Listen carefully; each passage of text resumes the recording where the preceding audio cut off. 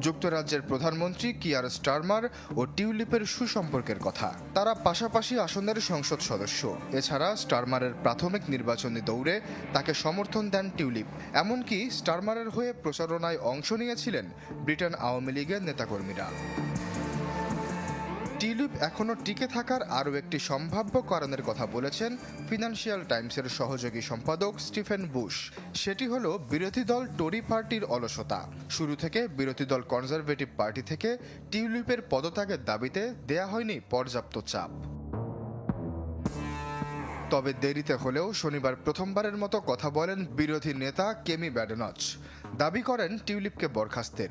একদিন পরে পদত্যাগের দাবি আসে বেশ কিছু স্বেচ্ছাসেবী সংস্থা থেকেও। তবে লেবার পার্টির নেতা ক্যাবিনেট মিনিস্টার পিটার কাইল বলছেন, তদন্তের ফলের উপর ভিত্তি করেই টিউলিপের বিরুদ্ধে ব্যবস্থা নেবেন প্রধানমন্ত্রী কিয়ার স্টারমার।